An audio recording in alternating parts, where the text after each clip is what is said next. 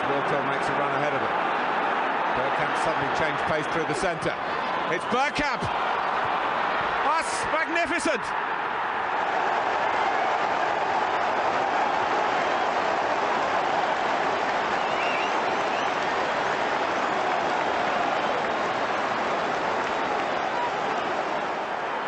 The move, and then this, which left Dabi's ass totally stranded.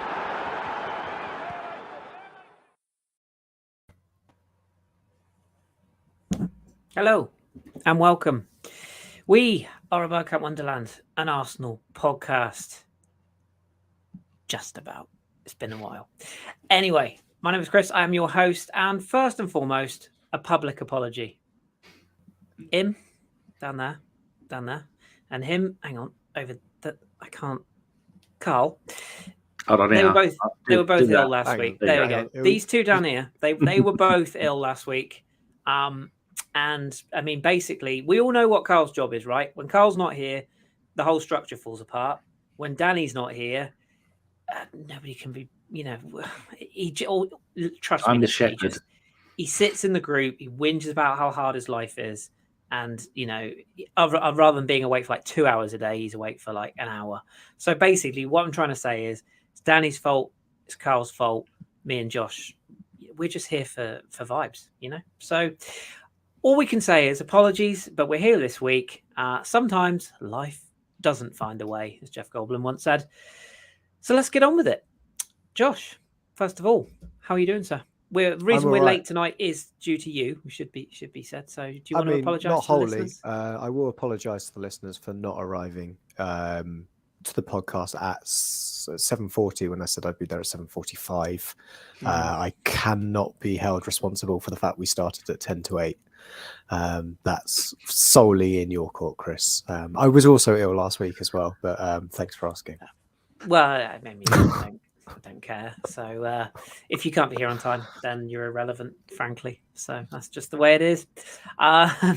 Danny, are you? I mean, Karl and I were subjected to. I mean, I'm not even going to mention it on air because nobody needs to hear or even indeed see that again. But you're back. I mean, are you all right? Is this the end of days? What's going on? It's it's good. I'm all right. I've still got a little bit of with this new version of COVID, you get it and then it goes away, and then you spend, as Karl is finding out, and Josh probably is, that you have cold symptoms on and off for the next week or two, and apparently you can expect that for a month of going, I feel all right. Next day you're sneezing and coughing, and then you're all right, and then it's everybody I know has had it, and it's only October, and like you said before the show started, Kris, it's the world's coming to an end because if it's like this at the beginning of October, what's it going to be like in the middle of actual winter? Yeah, but I'm fine, thanks. And thanks to everybody who sent me happy birthday requests, and one of ABW sent me a card. The rest of them didn't even acknowledge my existence as a fellow carbon-based life form, let alone a fucking card. And people liked my picture of me. If anybody hasn't seen it, this is me at Paper Tiger in Peterborough yesterday. That's what I did on my birthday. Me and Sean, but fuck Spurs with all the letters in the shop. We did it, laughed and ran away. So that was my birthday. Cheers. You know that poor old Bethel had to spend hours doing putting them all back in order after you'd gone, and she cussed you every single letter she was rearranging. So if you're listening, sorry about that. We can't take him anywhere. When you say like this new version of COVID, is that like when a film gets remade? Is that what it's like? It's like the 2022 version of the remake of a classic. Is that what it? How well, it Josh works? didn't have COVID. He just said he only had a cold and he was milking it. He wasn't as sick as me and Karl. No, the natural progression of influenzas, which is like this one, eventually they just get different versions. They get weaker and weaker because as a virus, you don't really want to kill the host, because if it killed us all, then it would die too. So it just wants to make us suffer. And so as they progress through different variants, they get weaker and weaker, but they still make your life miserable. Sounds a lot like I'm not Ellis. a doctor, so ignore all that. Sounds a lot like What, Josh? I said it sounds a lot like Ellis. Oh, Ellis is a proper medical person. That's why he's not allowed on, because he'll tell us all we're all completely wrong and to shut up and get on with it, which is a good idea, Kris. How are you, Kris? You looking? Have you got a new light? Have you've got an arm for your microphone, which is splendid. Yeah, I'm like professional these days. Yeah, I mean, I'm literally the next. What's that bloke called? This could be a long list. I can't remember the guy's name.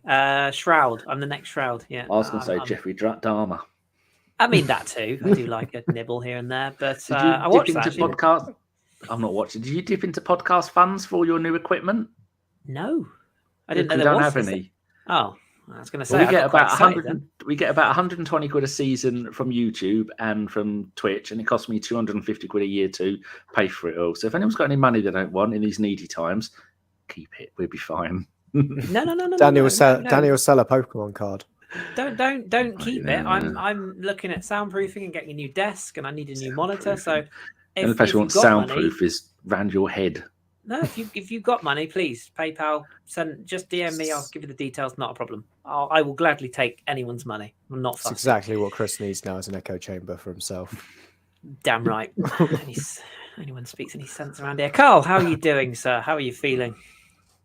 I'm starting to think you forgot about me the way you lot were ranting. Fucking hell. Never. Considering someone who wants to get this podcast in an hour, fucking hell, you lot need to Jesus. We all had our orders before it started, didn't we, Karl? I know, and then that we've been on for what? I'd love to know how long we've been on for so far, where we haven't even spoke a word of 7. football.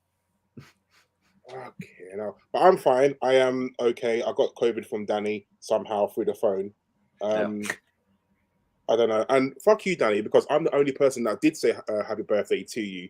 Oh, you did. You sent me a private, and you were the only one who asked me how I was doing on a regular basis. But it's all about Jeff in it. I bet Jeff was the only person that sent you a card, wasn't he? No. Who was it then?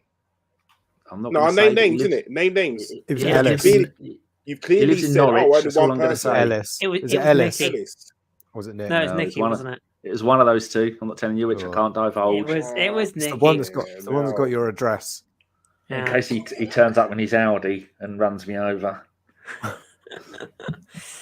Well, but yes, I'm fine. Tweeting away, all good. Ready to talk about Arsenal? Yeah. Well, let's do that. Let's break the habit of a lifetime, shall we? So we won 3-2 at the weekend. Thank you very much. We'll see you next week. Good night. We are going to just kind of briefly rewind time to laugh at Spurs again, because I mean you can never really do that too much. And in the absence of last week's show, it would only be right. It is only going to be a brief one, so I'll just go to all my individual panelists here and just have a little natter about it. Josh, I will start with you. Well, obviously we'll come on to what the Liverpool result means, but did you feel that beating a mid-table club made us more realistic title challengers? I mean, I know what everybody's been saying. We haven't played a big club yet, so let me know when that comes along. And we do end up playing a big club, and we'll see how we do against them. But yeah, the Spurs game. I mean, I've had the misfortune of watching Spurs twice in a week, 2 weeks. Well, yeah, back-to-back weekends. I have seen Spurs play, and God, I hate them every waking moment of my being. When you say you saw them play, that's a bit of a stretch, isn't it? Yeah, saw them defend and counter-attack. I saw them.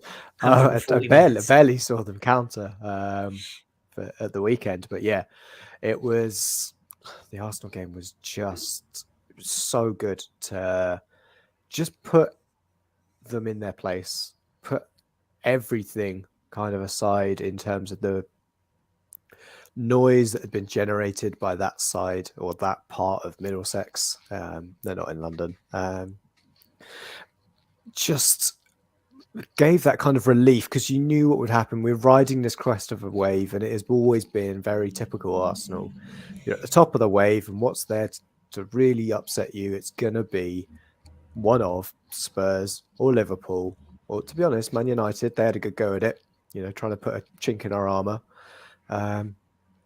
But yeah, the Spurs game was just that perfect epitome of showing how far we've come. That even Harry Kane getting his customary penalty wasn't enough to stop him this time. Isn't half the goals in the North London derby that he scored are the 15-7 penalties? I think it's something like that, and that he hasn't scored from open play in a North London derby for something ridiculous at the Emirates. It's been, I think, 7 years. I think that was the quote, the stat that I saw going around. But yeah, I think we've shown that we are a better side than them, which I think we all knew anyway. But it's that wider. Everyone outside of Arsenal probably needed, shouldn't have needed convincing, but they needed convincing on that. You know, they've got a manager that knows how to win a league, should we say, but to then see him in the 70th minute, and him say this in his post-match interview that he gave up. He was like, it's not there. We're not going to do this. He just took off his best players. I'm making sure I say that he left Kane on as not one of his best players, but yeah, that was the big thing for me, was showing that a manager in a derby game, and when we talk about derbies, derby can be doing a lot of heavy lifting for certain clashes, but this is a proper derby, and for a manager to go in the 69th minute, yeah, fuck it, can't bother anymore. I didn't hear anything like the sense of if Arteta had said that in the 70th minute, 2-1 down, takes Saka off, takes Martinelli off, takes Partey off, and then goes, yeah, fuck it, I can't bother anymore. We knew the game was gone.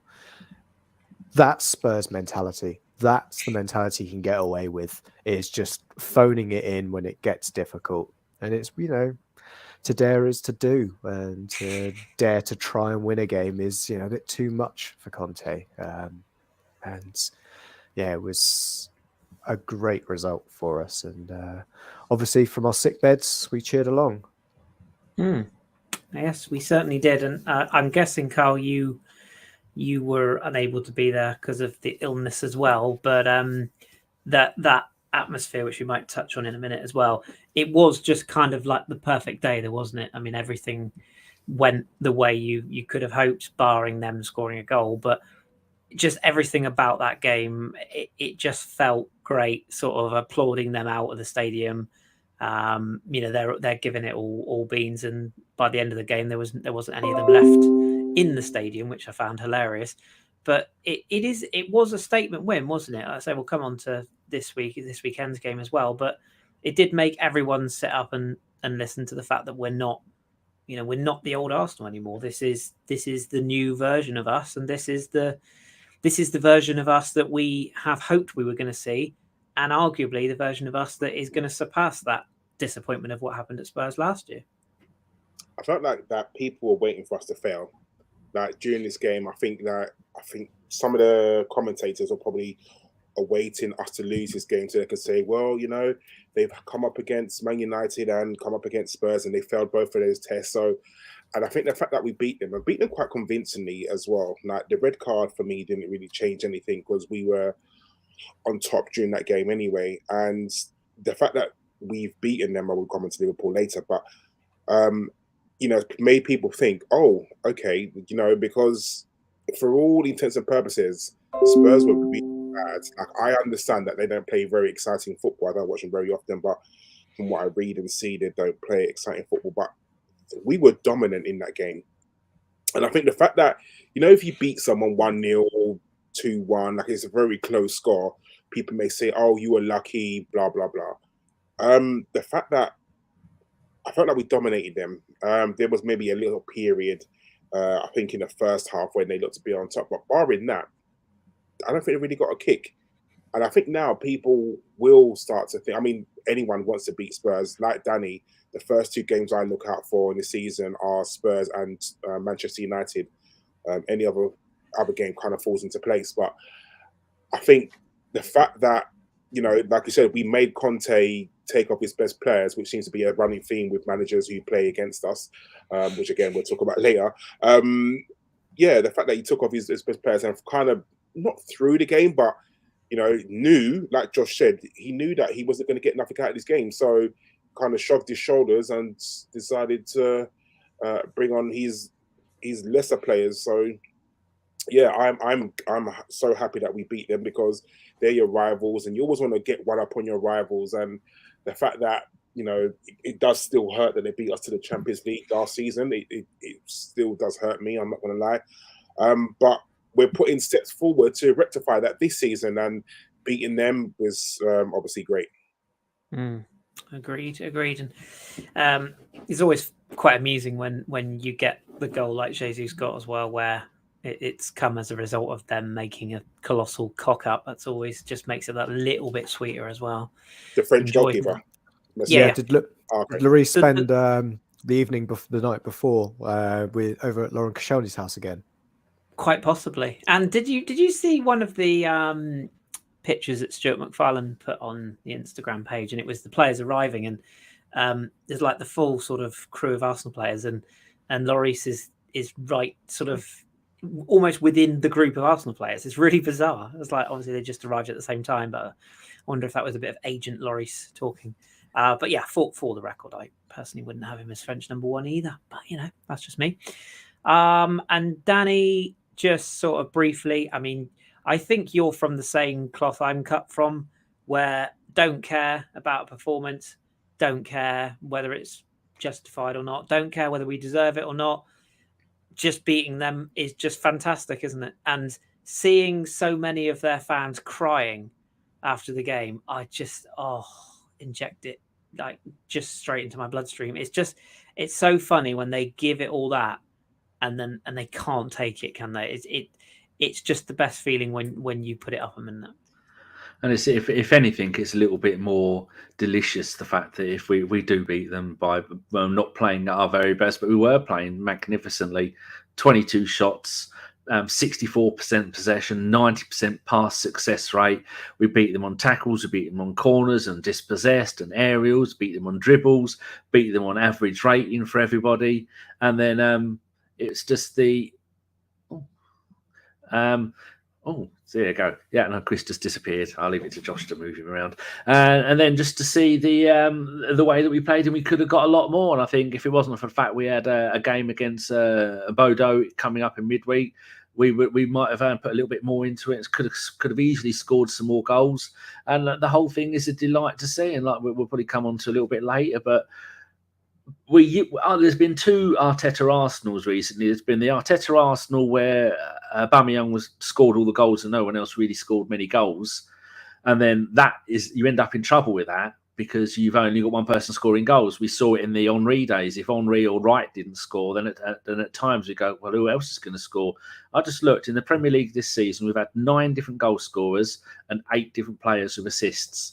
And when you've got that much quality, that much attackingness, that you other teams are going to go, well, as we saw in the Liverpool game, how do you stop us? You stop us on the left, we'll go down the right. You stop us in the middle, we'll go down the other side.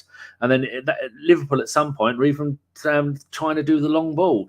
But for us to be at this point in the season, we'll have played 11 games and won 10. And that one that we lost, we look back at that and go, don't know how the hell we lost that. They are rubbish. And it's just unbelievable. And I was listening to the Totally Football show, and there's only been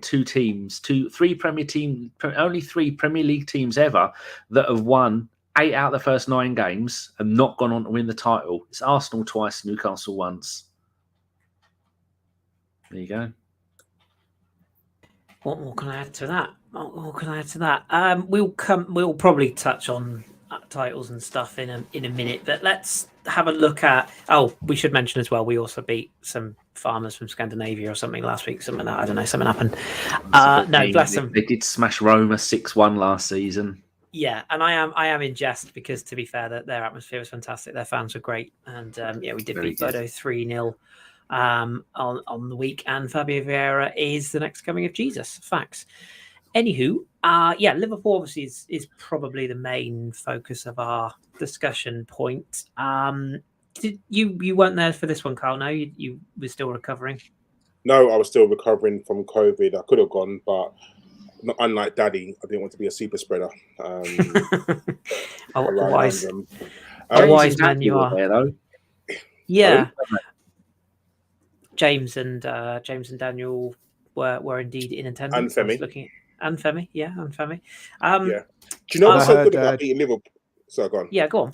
I was going to also say that John was at a super spreader event, but I think that was something different. That's something very different. Yeah, he's still cleaning That was up. a more of an itchy version. That could be sorted out of a bit of cream. What me and Karl have got, you can't sort out with a bit of cream. There are rumours out there that John's bedroom is entirely covered in plastic, and it ain't the Dexter type. Anyway, Karl, go on. Do you know what's so good about beating Liverpool? Is just listen to their fans moan. And I'm sure everyone's probably seen videos and tweets and whatnot of just their incessant moaning. Do you know what they're like? They're like an ex-partner who, like, literally you move something and they moan. And no matter what you do, it's just not good enough. I mean, not only at the fact that they've moaned at their own team, they're also moaning about Arsenal, which it begs belief just how whiny all their fans are. And it's not just like one or two, it's a fucking collective, excuse my language. Like, it genuinely is. Like, even in that game, the team for us, obviously the very surprising thing was Tomiyasu playing at left back, because I don't think anyone kind of expected that. I'm sure everyone expected Tierney to play, which in the grand scheme of things, it makes a lot of sense. Like, the reason why he played, because you've got Salah who's right-footed. I put a Tomiyasu on his, he's also right-footed. Putting him there, kept Salah quiet, obviously, made him flipping get substituted. So in the grand scheme of things, it makes a lot of sense. I think the team selection was obviously spot on. The team kind of picks itself. If I'm really honest, I thought Vieira might have just snuck in ahead of Odegaard, just because of, like you said, Kris, of how good he played against Bodo Glimt. Like, I thought he was excellent. So I didn't know if maybe he might change it up just a little bit, just to throw Liverpool on their toes a little bit and think, oh, they're playing Vieira instead of Odegaard. But no, he kept with Odegaard. And, you know, I never watch build-up to any games because I just don't want to hear Gary Neville talk or Martin Tyler talk or, God forbid, Jamie Redknapp. Fucking how that man's a commentator, I don't know. But anyway. He was the better of the lot, the ironic thing this weekend. But yeah, I agree. Yeah, and then they brought out John Barnes, for me, I think they always, when in time there's racism in football, they wheel out John Barnes.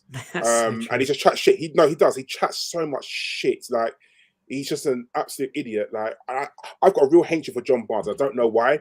Failed out at Celtic, failed out as the Jamaica manager. He's just a fucking idiot. Like, he really is.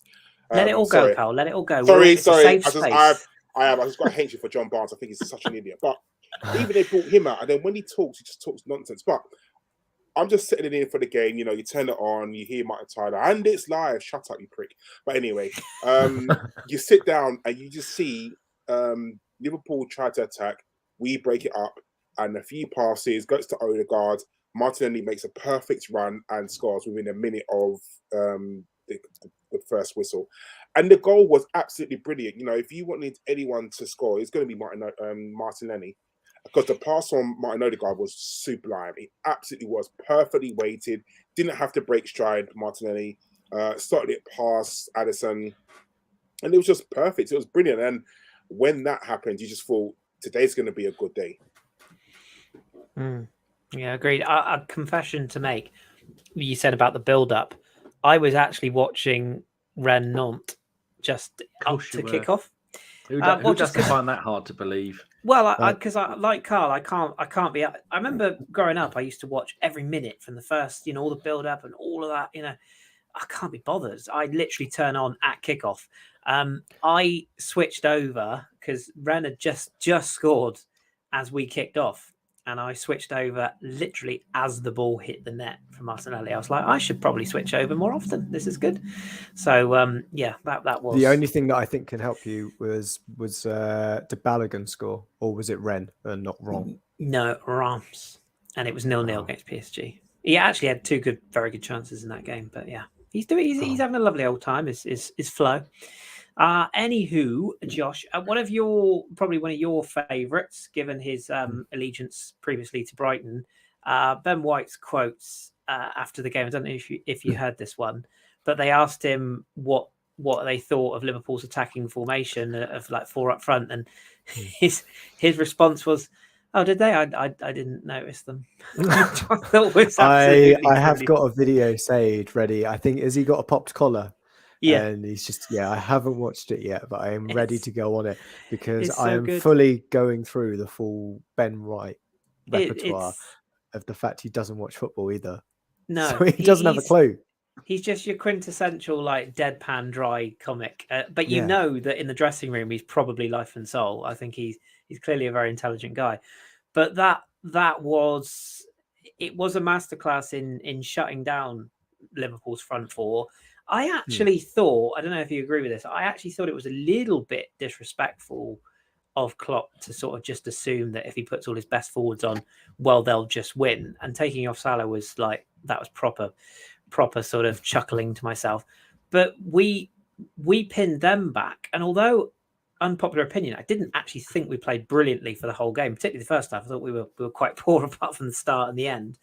But what I really liked about that is Liverpool rolled into town just assuming if they played four forwards, we would buckle under pressure. But once again, we get the perfect start. But even with the setback, we've got enough about us to come back and go again. That was the biggest criticism of us last season against both mid-table and the higher up sides, was that we could not recover from a setback. That's what I really liked the most. And to put down, albeit an out-of-form Liverpool side, it is a statement, isn't it? Whatever way you look at it. They're 10th. What is it, 14 points behind us now? Something. Are they ahead of Bournemouth on goal difference purely because they beat them 9-0? I think it's something like. I think they're behind them. I think I'll have a look. Yeah, Bournemouth are 8th, Liverpool are 10th. There you go. Yeah, they're behind Fulham. Nuts. Yeah, wow. It's quite funny when you look at that in that direction. But yeah, I would say in terms of what we did, I did have a similar criticism when we scored that goal after 50 seconds. And I think one thing that we didn't mention was that England's greatest right back, according to those based in the Northwest, not in Manchester, but a bit further up, was AWOL again. I don't know where he was. Anyone see Trent? What's the game? I think I only saw him go off when he finally tried to get close enough to Martinelli that he still missed blocking the cross.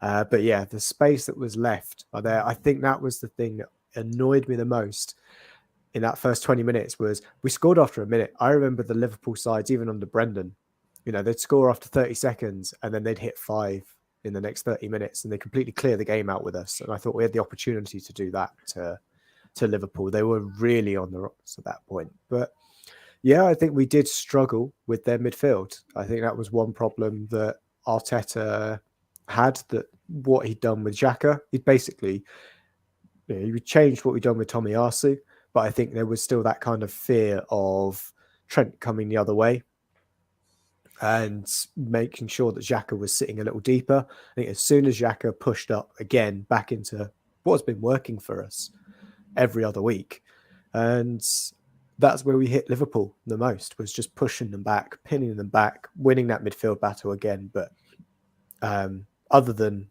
giving us the assist for the third goal, Thiago was a hell of a player. He was their best player on the pitch by a mile. Because we just couldn't get close to him. And that would be my only real criticism of us, was every problem we created, or every problem they created for us, purely stemmed by our inability at that point to close down Thiago quick enough or really put a good enough tackle in. But otherwise, I think it was a superb performance from us. Trent, by the way, I believe he's still recovering from the blatant penalty that he should have had when Martinelli crossed the ball. So that's a thing. Apparently, if you look at any Liverpool fans' timeline, once you've scraped away the 4 tons of salt and you've cleaned up all the soppy tears and you've stopped singing "Always the victims, it's never your fault," then you'll find some tweets lurking around where Liverpool fans are crying indeed about it being a penalty. It makes me laugh. I've only got the still image of it. They don't have. They never show the full. Yeah, the full clip of him crossing the ball. Because when still image, it looks like it's a tackle, but obviously it's just he's crossing the ball and it's a follow through where he's the action of it going where forward. Trent's run across his line. Yeah, If anything, it's a foul. It's an attempt. It's almost a foul by Trent because he arrives so late to the cross. Like it's just. They were comparing it to the Bowen one for West Ham, I think, where he put a cross and got his studs caught in the guy. But even that, I didn't think was a foul. So I don't know. Anyway, they can cry. Like, we're due one against Liverpool, aren't we? Yeah, everyone's got a question as well that I've just highlighted about what Trent was complaining about to the referee on the first goal.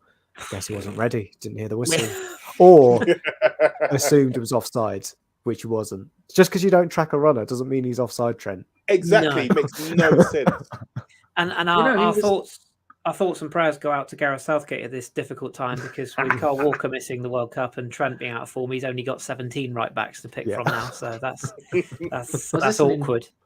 To AC Jimbo today, and apparently Trent didn't decide to become a right back until he was 17. He was a midfielder or a winger. They said the easiest way to get into a team is by playing as a fullback, and that's the only position we've got. So we trained him as a fullback. I think it might be time to reassess that because he is having a shocking last. I still don't think he's decided to be a right back.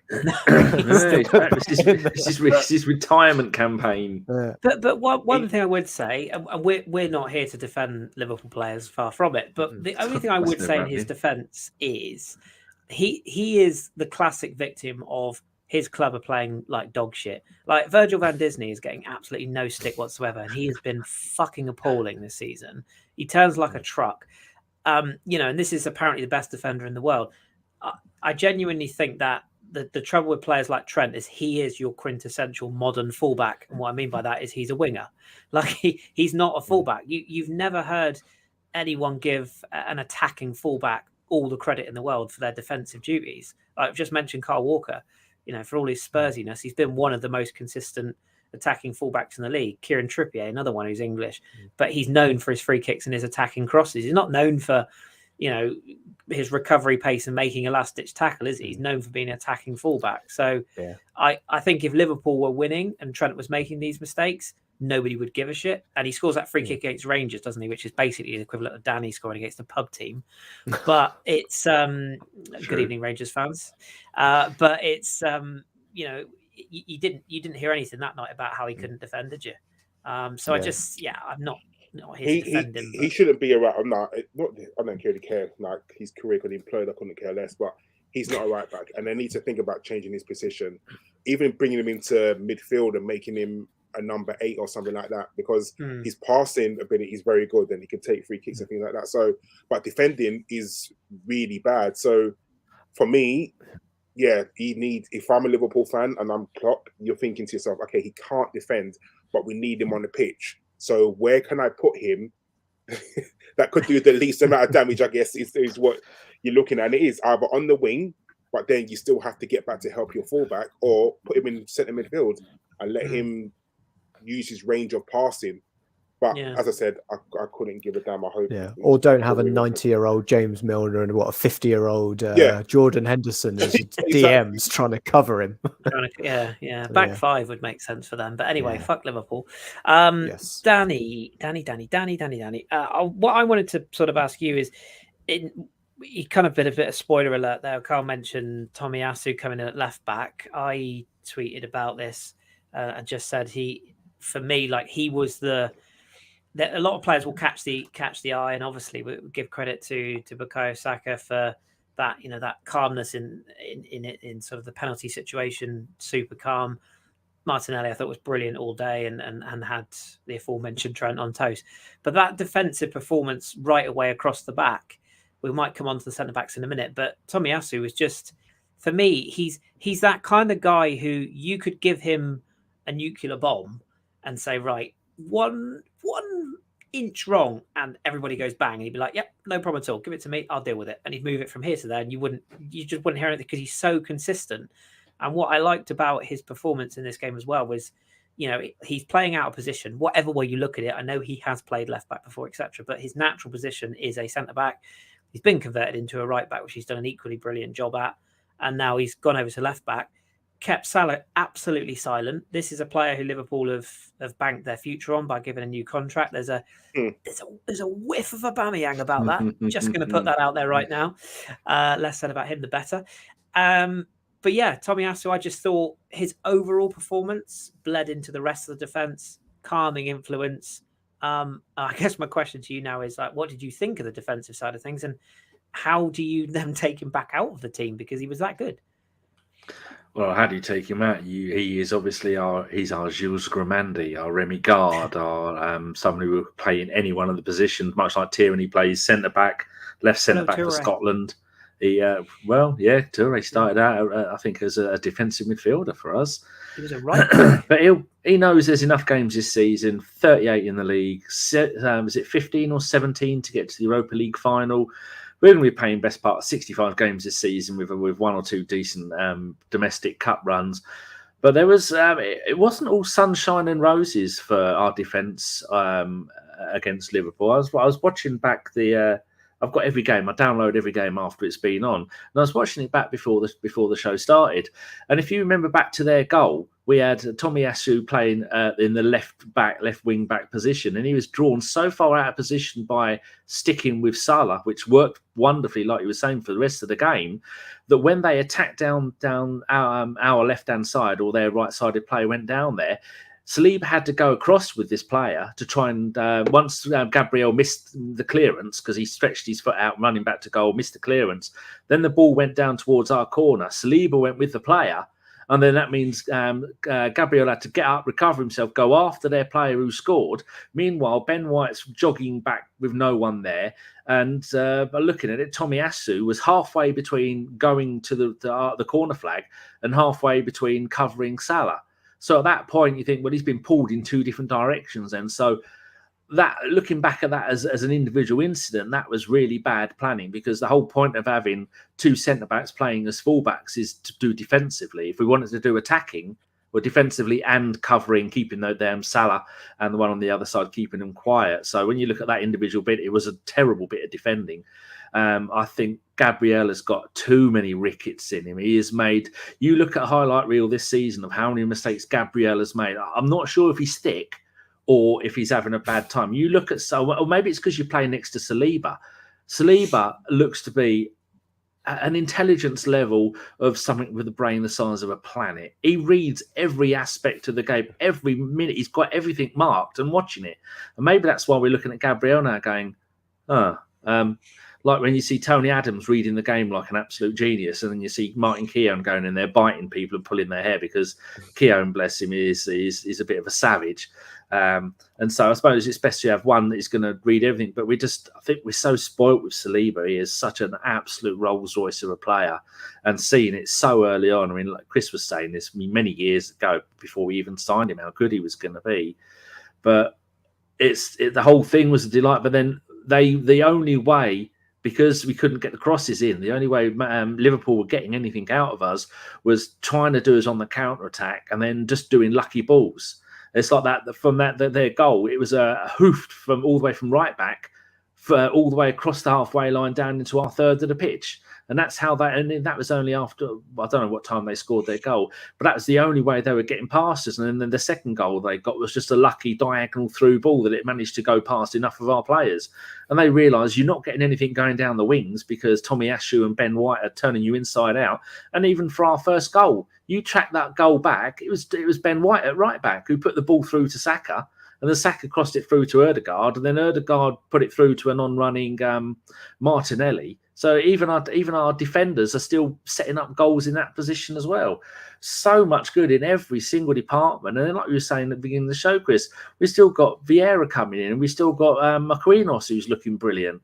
And then Eddie luckily for Eddie, it's not his job to score in the league. That's obvious. His job is to score in Europa League, and everything's just clicking at the moment. And we all know that Haaland's a robot, so when he needs an oil change, that's our chance. But someone was on Radio 5, the crying Scousers, and someone they made the point that Arsenal are never going to win the league because Man City, when they play us, is 6 points from Man City. And I thought, that's a bit preemptive, isn't it? That's a little bit, You're hoping there that you're automatically assuming you're going to beat us home and away, because you look at the form we have and the way we're playing, and the ability for all of our defenders just to go, right, you go and play there. Now you go and do that. We can have attacking fullback defenders. We can have solid marking centre-back defenders. We can play 3 centre-backs. We can play 5 centre-backs. We got Partey in midfield holding everything. Just the whole thing is just an absolute delight to watch. We were a dodgy red card last season away from beating Man City. Yeah, that's true. Well, that was although the point they have changed it. Yeah, they have changed it though. They've brought in Haaland.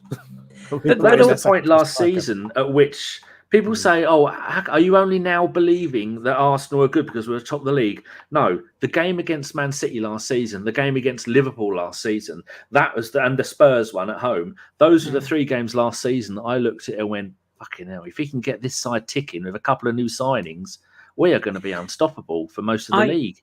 I read more into the wins at Brentford, the win at Palace, the win against Fulham in the last minute. I read more into those games than I do against Man City or Man United or Chelsea City, because there is a myth that it's always the same thing that comes around this time of year. Every time a World Cup comes around or whatever it is, you've got to beat one of the big sides at some point. Do you? Ask Porto about that. No, you don't. You really don't. If you what did they beat Monaco? Was it 7-5 in the semi-final or something? Exactly. And I mean, you only have to, if Man City, and we'll come on to whether we're in a title race in a second or not. I still think that's way over the expectations I've got personally, but still. But you don't have to. Liverpool could go and turn over Man City this weekend. Doesn't mean Man City aren't going to win the league, does it? You can lose home and away to 3 of the top 4. If you win every other game, or you win 90% of the other games, you're still going to be up there. The league is not decided on 2 games. So, equally so. Consistency. Yeah. And I know I sort of mocked earlier on about Liverpool being so many points behind us now. They'll be in the top 3 or 4 by the end of the season. A club with players that good, they're only going to be down there so long. Look at Man United. I mean, we all laughed at them, didn't we, for weeks? And for the record, I still think they're bloody awful, but they are getting results. You can't knock that. So I mean, there are some sides that have just got too much quality and will be up there. Quickly, I'll be honest, Chris. I don't know. Like, I'm going to be honest with you. So at the moment, Diaz is out till after the World Cup. You're playing a 35-year-old Milner and a very shit Henderson in central midfield, with Fabinho, who's kind of lost his form, and out of sorts Salah, a right back who cannot defend for his life. Liverpool, I'm not saying Liverpool are going to get relegated. I'm not saying that at all, but like, I don't know if they're going to be up there. Like, I really don't, unless they absolutely click. I mean, you look at them now; they are forced into playing Núñez up front now, with, I guess, Jota and Salah, who Salah scored a non-penalty goal this season. I don't think he has. I think he scored 2 goals in the league. Mm-hmm. Were they non-penalties? Because one of them was definitely a penalty against. Who did he have a penalty against? I can't remember, because they were talking about giving it to Núñez and he didn't give it to Núñez. But whoever it was, the fact that he's not on form whatsoever. People keep saying, "Oh, you lot just wait till Salah. He's not going to the World Cup. He's going to charge up." What's happening? And I'm not saying he can't click. He's not going to click into form. Of course he can. It's, he's done it for so many years. But like you said, Chris, there is a touch of the Aubameyangs about him where he's got his money now. He's comfy. Like, he's got what he wanted. He held out. He's got his 300-400 grand a week, whatever it is. He knows it's going to be the last big contract of his career. Whether he sits on that until the end of the 4 or 5 year contracts, whatever it was, can't remember. I will disagree slightly on it though with Salah. He was shit before he signed that contract. I agree. He was at the end of last season. I was looking at it. I think he's been a forward for a long time. Oh yeah. Yep. Well, okay. I'm not going to go full Chris Hipster on it, but if you Mane broke him, didn't he? Yeah. If you look at him post that AFCON, that was his last chance to win the one thing that he was missing. Yeah, he's got a Premier League. He's got a Champions League. Maybe he would have reined it in after or probably he would have moved on like Mane did. He's won everything. won what he can for his nation, missed out on going to the World Cup as well. Senegal were going to the World Cup. Mane's still got something to play for. They got rid of the wrong one. Yeah, the wrong one, yeah. They could have cashed in on Salah. Definitely. Yeah. You look at his stats from last season towards the, like you were saying, I was looking at transfer market last night at him, and towards the second half of last season, he was terrible. The first 10 games, I think he had 8 goals in the first 10 games of the season, including a hat-trick. And then after that, and then we're going to stay. Klopp's always been, oh God, I'm bleeding again. He's always been, right, it's my thumb. I cut my thumb on a packet of bloody cold and flu. Nearly died. How many people forced you to say a packet of biscuits? Be honest with you. It wasn't. Yeah. It's a Anyway, I thought it was a tin of tuna. It's a packet of Lemsip, cold and flu. I pushed the tablet in and then I split me blood. Look at that. My finger. I could die. That's nearly an armful. Danny, this is why you need the sachets. I'm not allowed near kettles, Karl, so you have to look down and I'm going to end up with a lap full of hot coffee, hot water. Don't worry, just say it's a cold brew and you can be a hipster. That's it. Yeah, my point is Klopp's always been going on about he's still dining out on selling Coutinho for all that money and rebuilding Liverpool. He should have done that with Salah. He didn't do it, and he's now living in the bath of sadness and tears. Yeah, but they've got an aging team. I mean, Salah's what, 31? Some lines. So Salah's 30. You've got you've got Milner who's 35. You've got Van Dijk who's late 30s. Sorry, early 30s. Sorry. Yeah. Late 20s, early 30s. He's 39. No, sorry. I mean, 39. He's late 20s, early 30s. He's got a Nigerian passport somewhere. I think he's about 31, 30. Yeah, about that. I think isn't he 20? I thought he was younger than that, but I think none of us care. Fuck them. I don't care how old they are. Yeah, but their team is aging, so they need kind of an overhaul like Arsenal did. He's 31, Van Dijk. Yeah, I must admit I didn't realise he was that old. Yeah. Old bastard. Fucking 31. But I think I guess the overriding point in all this is that when Mo Salah eventually is filmed in a hotel room having signed for Everton and with a drip doctor saying that Jurgen Klopp didn't know how to manage professional players, we'll be able to say I shouldn't mock him because the massive ex-Arsenal forward fraud has scored for Chelsea tonight, but never mind, it's only AC Milan. They also had a man sent off, so it's a little bit easier. There you go. And we all know there's only one club in Milan anyway. So let's just before we sort of before we leave Liverpool behind, shall we say, is just a couple of other quick hit topics I want to hit on. Josh, you've got a choice. You give new contract terms to Martinelli, to Saka, or to Saliba. Who are you doing first and why? Well, you told us that Saliba was already done. So unless you don't know what's going on, then, I'm putting the hypothetical out there. Don't tell the listeners all our secrets. I think I go with Martinelli.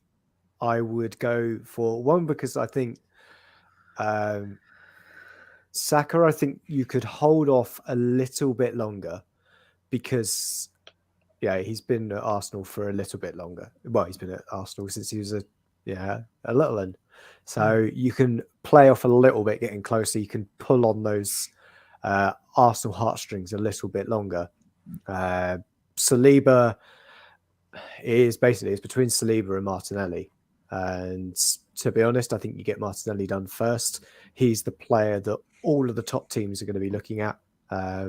Especially one that we've just played. We know how much Jurgen Klopp loves him. He's loved him for at least 3 years since he burst onto the scene and probably went up to, I guess it was Michael Edwards at the time, and said, where the fuck have you been scouting? Because this kid is electric and cost 7 million and some bum from Corinthians had found him.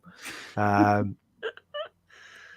think that's the main thing that for me, I'd go for him because he's going to have the biggest suitors. Then it's on to Saliba and then Saka. Interesting. Karl, a question I have for you post Liverpool as well is in your. I'll give you the horrid question, I'm afraid. But does that performance, like how long do we give it before we all start looking at it realistically and saying, you know, we're in a title contention, because people don't seem to understand this concept. You can be a contender without actually winning something. Spurs fans in particular will struggle with that one, even being contenders. But there is an element of, you know, we're all kind of playing it down, aren't we? Even Mikel Arteta is being very keep it on the ground, on to the next game, etc. But how long are you giving it based upon that performance in particular off the back of Spurs, where we start saying, actually, we're a serious threat here, we're a serious force? I said this on the spaces that we did earlier, after the game, that I think you got to look after the World Cup. We just got to keep plugging away. I know the theme of the thing has been like game by game, but I think after we come back from the World Cup, because results don't really, the table don't really take form, I guess, until after Christmas. And that's when people start dropping off and coming into form. As long as we're in and around the top of the table, the top four, I mean, I don't really mind. The minimum goal is top four. That's the minimum goal. If we end up even second this season, I think that is massive for us. Because the leap from being fifth, eighth twice, and then fifth again, and then going to second, I'll be happy with. We know that, you know, Man City are probably going to run away with this title. But the fact that we're kind of keeping tabs on them, and we're just keeping them down to say, look, you may win this, but you've got to get past us first. And even if we play them and we lose to them, that's neither here nor there. Because Man City are going to drop points this season, and they're going to lose a game this season. They're invincible, and it's going to be like a random flipping Crystal Palace away that they're going to lose to, something like that. I think at the moment we're contenders. We have to be. We're second. We're top of the league, so we have to be title contenders. Like for me, everyone in the top six should be title contenders. Like, because that's the minimum aim. If you're meant to be this quote unquote big six clubs, surely you're looking to win the title. Otherwise, you're not really a big six. What are you? I don't think any Arsenal fans getting excited about winning the league because we're realistic, you know, because the fact of the matter is what I guess the general public want is for Arsenal fans to say, oh yeah, we're going to win the league. And then when we don't, straight away they're going to jump on us and say, look, we told you you're not good enough to win the league. Where that's what I think Arsenal fans are scared of. We're scared of just believing a little bit and then having everyone throw it in our faces, telling us how we knew we weren't going to win the league. But give it till Christmas, after the World Cup, when people come back, then I think if we are even within 5 points of Man City in March, I'll be very happy. I think what helps temper our expectation is that the main contender to us has got a striker who has scored more goals since in the league than Gabriel Jesus did last season at Man City. That certainly helps temper expectations. But I also kind of wonder on how much both of us at the top of the, you know, what they're saying, we're saying are the best two teams in the league right now in the country, how much we're trying to just get points on the board before we get to the crunch times in Europe. Because I think in both instances, get as many points on the board from our perspective, because we don't want to miss out final day. But also there's a European trophy available to both of these clubs. And that's the opportunities where drop points are going to happen. It's who has the poorer or worst draws in Europe come the crunch time of the season.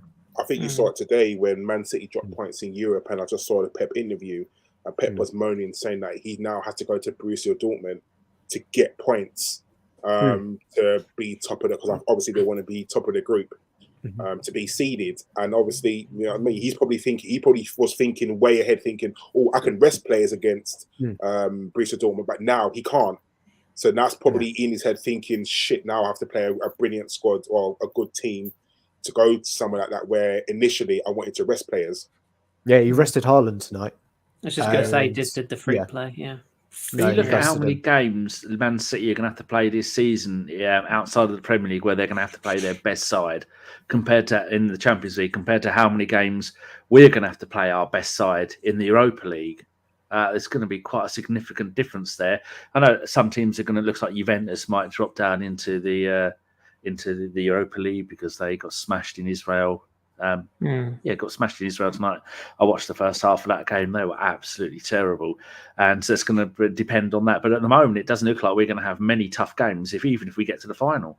Whereas Man City, once you get to the quarterfinals, home and away, you're going to be playing decent teams, and then he's going to be combining that with their usual League Cup winning run, and then their FA Cup run, because he's greedy, and we've seen that the whole time. It's like someone said on the Jimbo pod. He said, "I expect Man City to get to the Champions League final, drop Haaland, and play 3 false nines," because Pep is greedy, and we all know Pep is quite ignorant to doing what needs to be done, as we saw in the last Champions League final. Kris and I were just talking just before we came on air, and we were saying that it's very important for Arsenal to top their group in Europe, because there's a playoff between second and third of who goes through, and we don't want to play any extra games. So although you're saying, we won't have any hard games, we still got to play PSV twice, which hopefully we'll win, and we still got to go and play Bodo away. So I still think it's really important for us to top our group just to avoid those extra playoff games. And Gapco this season has been unbelievable, because he's not even the main striker. I think it's like 14 goals in 18 games and half a dozen assists. What a player! Just putting himself in the shop window for January, isn't he? That one. Whenever we go to Man United for 100 million and then do nothing. Yeah. The other thing with Man City as well, I think, is that, and for the record, I'm with you, Karl. I think we're all realistic on this pod. If you said to me now you can finish 4th and the league's over tomorrow, I'd take it. I just would. And you can say, "Oh, that's not very ambitious, is it?" We are. I'll lead this into the question I've got for Danny in a minute, but we are, I think, probably 18 months ahead of schedule. I think if you just said to Mikel, where would you like to be and where are you realistically going to be now, I think he probably would have said, look, if we were comfortably in the top 4 this season, by this point he'd have been delighted. If you'd have said we'd be where we are right now, he'd have bit your hand off. There's an element of momentum about the way we're playing right now, and it's an underrated quantity, momentum, because it breeds confidence. And you can shut your ears, Josh. You can throw as many stats at me as you like, and you can give me all the XP, XG, HP, and ketchup sauce, or whatever it is that you want to quote at me. You can give me all that as long as you like. If a team is playing well without injuries, or with a consistent starting lineup, with a good manager and good tactics and good setup, you can do wonderful things. Have a look at the Ligue 1 table and see who's currently second behind PSG. Just saying. Is it Karl? No, it's not. They're in Bordeaux. No, Saint Etienne. They're top of Ligue 2, by the way. Let's move on before we bore everyone. But the only other point I was going to make about Man City is, as good as Haaland is, and he is good, he's flavour of the month right now. What is probably going under the radar is that Man City have got a couple of other players who are playing particularly well right now. You got Phil Foden. You've got what's the centre back called who's doing really well? Akanji is playing very well. Cancelo is the best fullback in the world, isn't he? Let's be honest. Yeah. Did you see there was a tweet going round where there was a petition for the government to have Haaland banned from the Premier League because he's a robot? Was that a real thing? That was a real thing. Anyone can start those. But yeah, Excellent. And obviously Kevin De Bruyne is fantastic. Bernardo Silva is a brilliant player.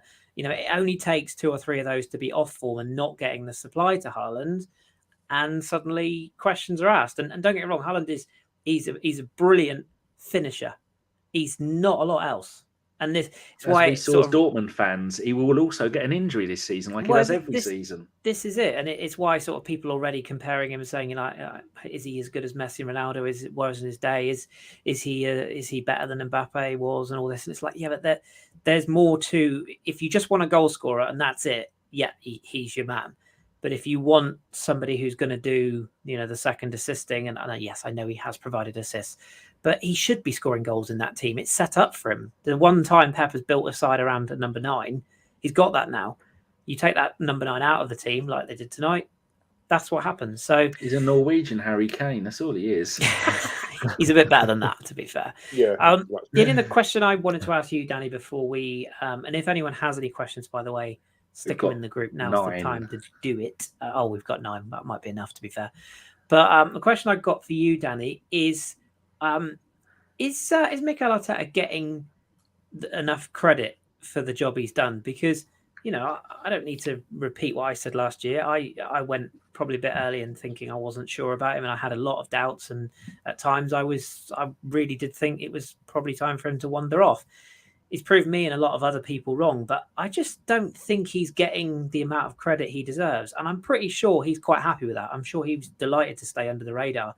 But when you really look at the job that him, and in fairness, Edu and the backroom staff have done in the summer to get players with the right mentality, to blend experience with youth, making the big call on Aubameyang, you know, albeit having given him a contract, but you know what I mean? He was strong enough to say, do you know what, we've got this wrong. Or the people above him were strong enough to say, he's got to go. That whole backroom staff and Arteta and his coaching staff and Gary O'Driscoll, who I'd quite like to be my uncle because he just looks like a really nice guy. Not in that weird way, by the way. But he hasn't had enough credit, I don't think. Would you venture to go down that route? Because once again, tactically, even the substitutions, by the way, at the weekend, he got it spot on against a big side, and I think he deserves a bit more credit. What do you reckon? I think, well, in short, everybody deserves some acknowledgement for what they've done. Stan Kroenke for stepping out of the way and letting Josh, as we saw in the documentary, have a big hand in getting stuff done. Edu with the recruitment, with that, by the way. And I mean, it was clear that Edu and Vinay and Josh, none of them wanted Aubameyang to go, but they trusted the manager, and it was the right call by the manager. I mean, it's a shame that Barca then went and got 20 million for him, but to carry on the pieces of the jigsaw to fit into place, Aubameyang needed to be out of that club, sacrificed, got rid of, and then other players come in. He's not made a bad transfer signing in the last two windows, which is amazing. The contracts that he's handed out are really good. The next thing we will be judged on will be the contract renewals that he'll be handing out, and the right players, like you were saying earlier, in the right order. And it's I mean, Piers Morgan has come out and said that he's behind him. So I mean, we all know what that means. It's he's got the kiss of approval. Yeah. I think at various stages, Kris, last season, halfway through last season, you come out of the closet and said, right, I was wrong. Here's why. And you listed. It'd be interesting now to go back and read those 6 tweets that you did and see they apply more now than what they did when you did it. Can I just clarify? I didn't come out of that closet. Can we just? No, you got one leg still firmly in that closet. Thank you. I can probably try and find said tweets if you give me enough they time. Would be a really interesting read. I think various people at various points. Now, my excuse for not wanting Arteta out is because when we talked about it, I said I don't know who I'd want in. So partly out of ignorance about who I want in, and I do remember saying many times, I don't want to go through the whole. Right, Arteta's players, they all now need to go like with Arteta, with Emery's players and with Wenger's players. I couldn't be bothered to go through all that again. Not that they're going to listen to me, but there was various reasons why I didn't want him to go. None of them were down just to purely managerial reasons. But I also said the performance against Spurs at home last season, 3-1, the way against Man City and the game against Liverpool, and we saw so many times little bits. You see half a game here or substitution there, and you also see Arteta is learning. His substitutions this season, we're winning a game, got 20 minutes to go. He'll bring on Big Bob, or bring on another defender, and he'll settle the game down, or another central midfielder, and settle the game down. He's even resting players at the right point. We have seen the evolution of a manager from someone who's never done it before. And all you have to do is believe, and then you can become part of the Arteta cult.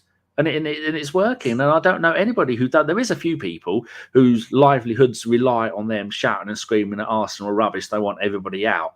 And then those people now be busking outside the Emirates because nobody's going to be watching their shit because no one's buying that rubbish anymore. But it's been a slow process, and well done to the people like Data says she's been in Arteta in from the beginning. And quite a few people have been in from the beginning. I know I wasn't. I thought that after all those games the beginning of last season, he'd get the sack. But I don't think I ever called for him to be sacked purely out of laziness, that I didn't want to go through the change again. Have you found your tweets? Weirdly, because read them out. Well, I was just going to say, contrary to popular belief, I genuinely don't like giving myself credit. but having we're mean to you 24/7, so we're going to give this chance for you to balance it out. Read them out again. What was the date on them? The 7th of March. So this would have been this year. So 7th of March. So this would have been just before it all kind of went off a cliff. So you can blame me, basically, is what we're saying here. But in short, I said the great thing about being a level-headed, well-educated and rational individual is you have the ability and self-awareness to hold your hands up when you could be wrong. With that said, here's a thread on Arteta this season. So I sectioned it out into headings. One of them the first one was togetherness. The start of the season was a car crash. Unbalanced squad performing like a group of strangers. He's molded them together into a solid group who will fight for each other and the manager week in, week out. That applies to now, I would say. That's 100%. Youth, many, including me, doubted Mikel's ability to bring through and develop the most talented young players, the likes of Smith Rowe, Saka, and more importantly, Martinelli, which are quoted there, have thrived given a chance. I mean, that is exactly what's happening now. Signings, Ben White was a gamble. Tomiyasu, largely unknown. Odegaard was a leap of faith post-loan. And Ramsdale, an expensive show of faith. Pretty much all the signings he's made have clicked and lessons have been learnt from Willian Gate. Remember him? Christ. Big decisions. Ramsdale in for Leno is a great example of when Mikel put his balls on the line, essentially binning off a full German international for a huge personality who had largely only experienced disappointment because he's been relegated with 2 different clubs before. One example of taking a big decision for the team. This is quite a big one. Trimming the fat at a key time. Aubameyang's sale after being the manager who sanctioned and trumpeted his new contract less than 2 years ago is a huge call at the time. Not replacing him was a risk. He made that decision and the squad grew together as a result. So I guess that's the only one you could arguably say maybe there was a slight fault in not replacing him, but we all know the reasons why now, I guess. Adapting and learning his trade. A stubborn and often micromanaging coach previously, Mikel has grown as a man and as a coach and as a tactician. Whilst I still feel there are areas that he can improve, his willingness to try new players in new roles or formations is letting them thrive. We've seen that massively this season. And the last 2 were unity between club and fans. This is another massive one that Karl can certainly sort of attribute to in the ground. Winning always makes the fans' relationships towards the manager and his players, but Mikel has really started to feel like a coach supporters trust back and appreciate, and it's good to see.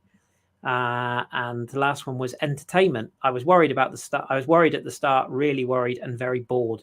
Arsenal were playing sterile, dull, often depressing football.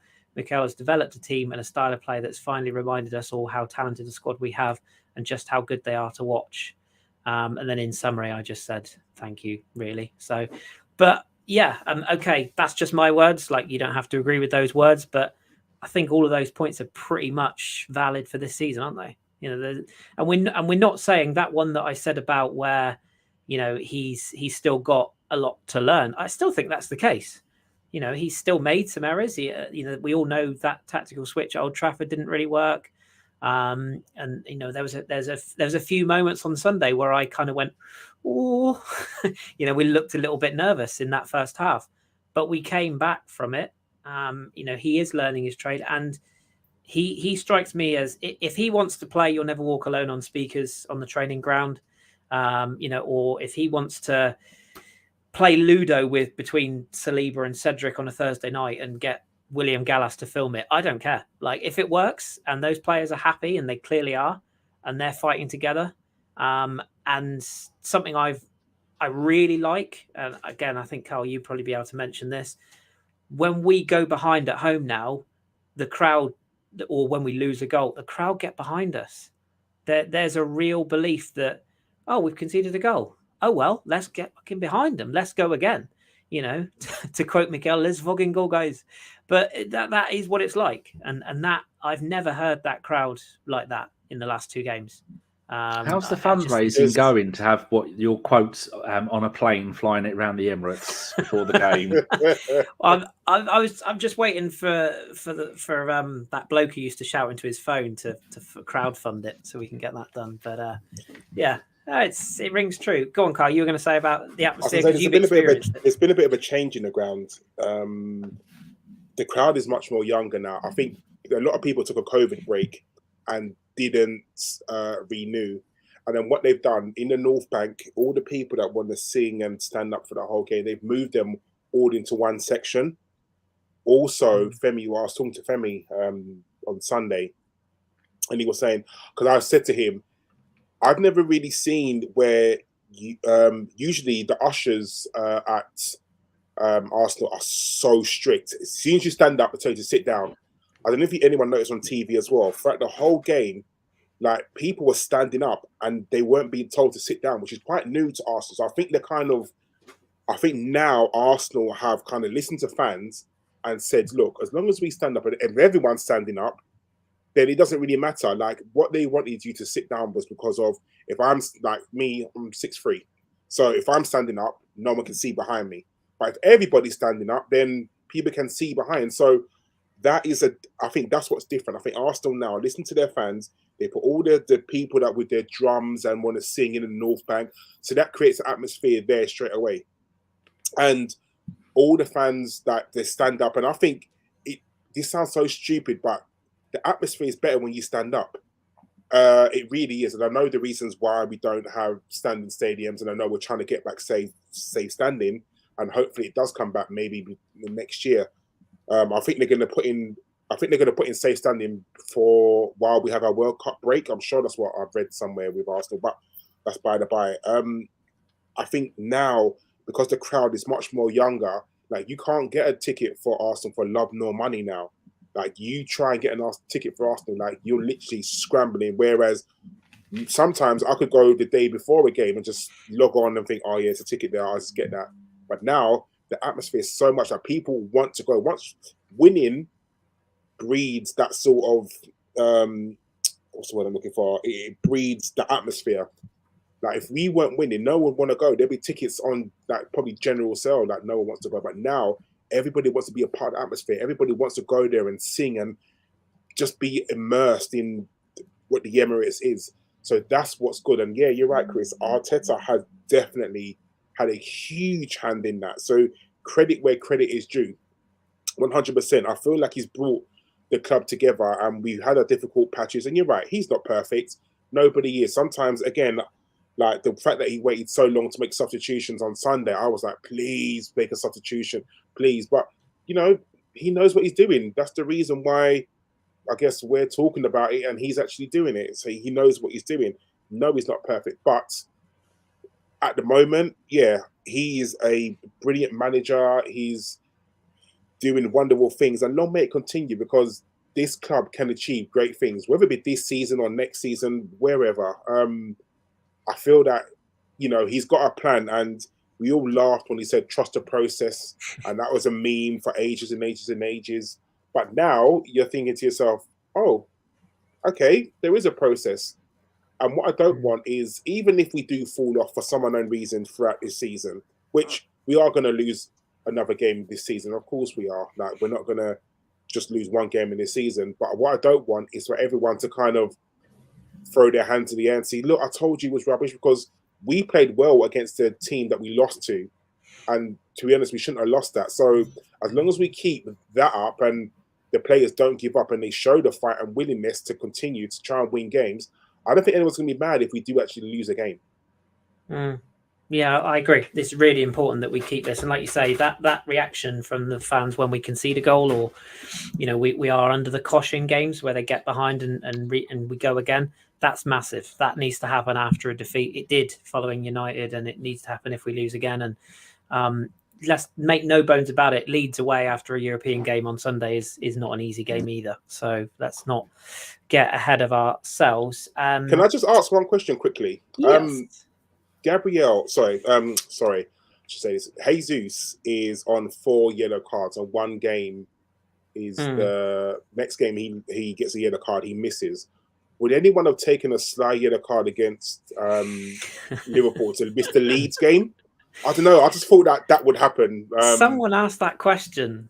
I'm sure I saw that somewhere. I'm just seeing if I can. I don't know if it got starred, but somebody, if you're in the chat, give us a nudge. Somebody definitely mentioned it. I did see it go through.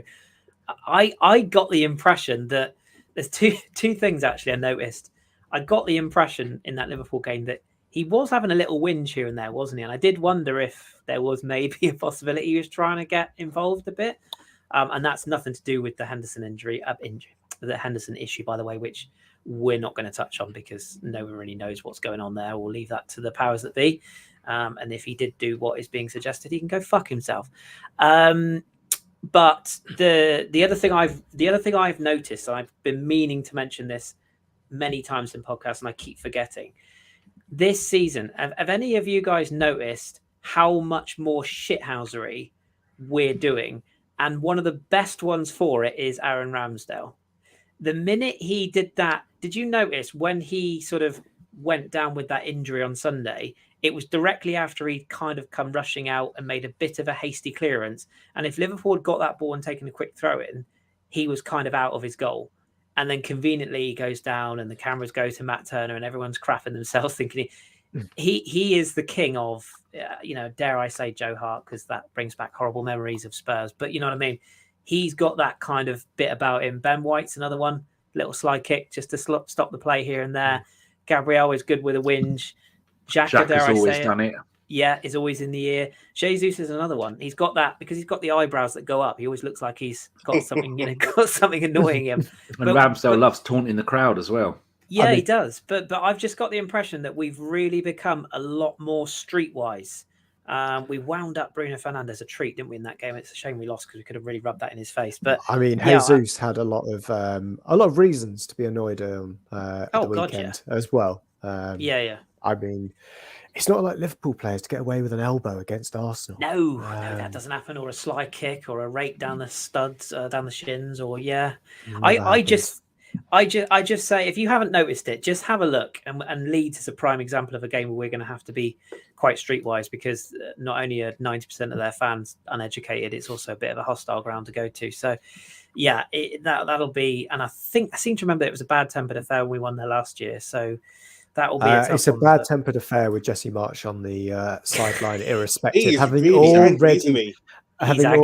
seen him in the flesh down at the Amex earlier this season, I was shocked that it took that long for him to get sent off because I think he was then sent off 2 games later. After that, he has been cruising for that. I think he was there last game, didn't he? Again, being suspended. Yeah. He's a perfect fit for a club like that, though, isn't he? Nobody likes us. We don't care. So angry. So if Arteta, as soon as game starts, does the handshake, just says, mate, I loved you in Ted Lasso. Perfect. that is the way. Just get that under his skin. And I love how vexed that not only Richard Keys but others are getting about Mikel coming out of the technical area. People are really upset by that, aren't they? Why is he doing it? He's running too far away and he's all over it. I genuinely thought he was going to 2-foot that Liverpool player in the touchline in the second half. I thought he's going to go through a lot and clean it all up. You could just see he was ready. There'll be sideline techers before the season's over. There will. Don't you worry about that. He'll take someone out. Fermi made a good point as well. Yeah. The ball boys and girls are doing a fantastic job. Keep it going, guys and girls, at the Emirates. They are brilliant. The one who held the ball away from the Spurs players and that, fantastic stuff. But yeah, just keep an eye on that because I think we're learning the dark arts and you love to see it because sometimes you have to be those guys. Every Man City have been tactical fouling for 12 years now. Sometimes you just have to be a bit more streetwise. Anywho, rest to lean off us a little bit because Gabriel Jesus has given away fewer fouls. Has conceded more fouls at his time at Arsenal he did in his entire career at Man City, and has got more yellow cards than he did in his entire time at Man City. Because now he plays for Arsenal, and he never got booked for those tackles. No, City does for us though. And I don't know about any of you guys, but I couldn't fully enjoy the celebration for Saka's goal because I just had that horrible thinking, is it offside thing? I hate the fact you can't properly enjoy a goal anymore. I have that more down to the camera angle was the problem there. That's also because true. You couldn't see the line. I didn't have a problem with it. I was happy with celebrating it. If I could just see along the line, it was fine because you knew there was a space. The same as the Martinelli one. We had so much space on the flanks that you're just annoyed that you can't. We just had such a close view. If you're in the ground, fine, no problem at all. You wouldn't have batted an eyelid because you'd have seen across the line. But I'm sure Femi at the stadium didn't have a problem. But for us at home, it was so zoomed in. You just thought Saka came out of nowhere. Yeah, and I didn't think it was a pen either for Gabriel. I mean, yes, his chest. It hits his chest. I thought the same. And even if it does hit the arm, his arm is sort of here. It's not there. Like the one, was it Dan Burn who got done for Newcastle? Yeah. There was a big uproar. I mean, his hand was up here. Like Gabriel's a big lad. His arm is there. I mean, Dan Burn's not small, Chris. He's 6'7". Well, no, that is. No one's ever pointed that out before. No one's ever mentioned the Dan Burns. I quite like Karl being humble, saying he's 6'3". We all know you're 7'8", Karl. It's fine. Like, at least compared to you, Chris, and you, Danny, you both sit down basically. I'm 4'3". Right. I'm okay with that. I'm fine. I'm in the new series of The Borrowers. It's going to be great. Anyway, as an old reference for anyone who's my age, I'm in the new series with Chortle and the Wheelies. Yeah, I'm not that old. Josh, I believe we have some questions. We are technically over time, so we will make the answers to these quick. But let's see what we've got from our good listeners. Go for it. Chris, quick one from you from MJL29999. When is the director of football of PSG leaving in Kylian Mbappe? When Real Madrid buy out the contract, probably next summer. All is not well in Paris. You did score tonight. They've got better players now, haven't they, on that wing? See you later, because they're not going to play him up front because he doesn't want to play there. What he says goes. Although, to be fair, he has been sold. Let's just say he's not been given what was promised in that contract. So I can kind of understand, but he's not helping himself. Fucking getting paid 400 grand a week. What more does he want? Sorry, he got into bed with Qataris, and now he's got situation.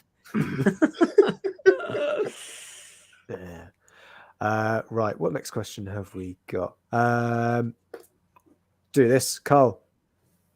You know, you could want more. Let's go full Icarus. From Witty Remark 99. If we're still title challengers come January window, do we need to go all big? Do we need to go all in with a big signing? Who do we sign in January? I think we're going to go back in for. I honestly think we need another centre midfielder because I think Partey is. We are one injury away from our midfielder collapsing, and I think we can't play Xhaka every single game. He needs a rest at some point. He's going to have to because he's also going to the World Cup. Isn't he? Switzerland make it? They did. Yeah, they did. So we can't play Xhaka for 90 minutes in the league and then play him in Europe. He's going to need a rest at some point. So I personally think we do go back in for Douglas Luiz in the winter. Because then he's only got 6 months left in his contract, and let's see if Villa's resolved then. Because surely someone's had a word with him and just said, "Look, hold out, don't sign that contract." And if we go back in for Villa, you could have had 20 million in the summer, and now we're going to go back in for 7 million. Rather than him, I think it was 25 and 15 they're talking about now. Yeah, so rather than him walk away for free, Villa are going to take that. So. My personal opinion is we go back in for him unless there's someone else in the deepest, darkest of League On that Chris knows about that we've been looking at. But my personal opinion is Douglas Luiz. There's the guy at Gladbach. What's his name? He was at Ligue 1 last season, wasn't he? He was at Toulouse. Who's the other guy at Gladbach that was at Toulouse, Chris? Gladbach? Yeah. Jesus, now you've asked. Thuram, the striker?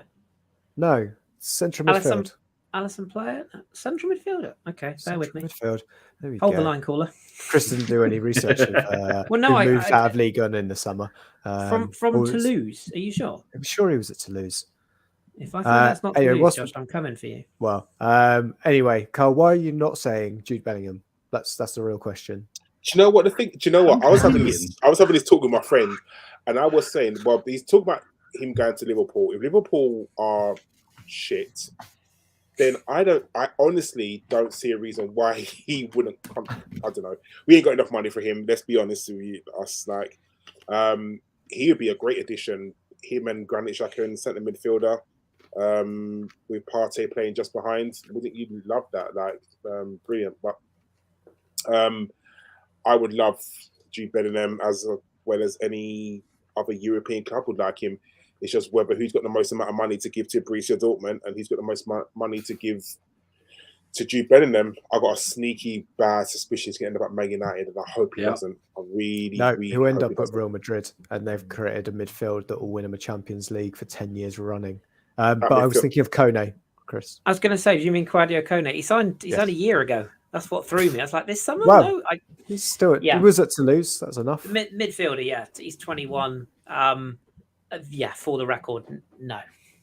Not. He's got a lot of talent, but he's far too raw. This is not for me. Not ready yet. I think he will get there, but I'm with Karl. That Douglas Luiz signing has okay. You didn't want to accept our £28 million bid this summer.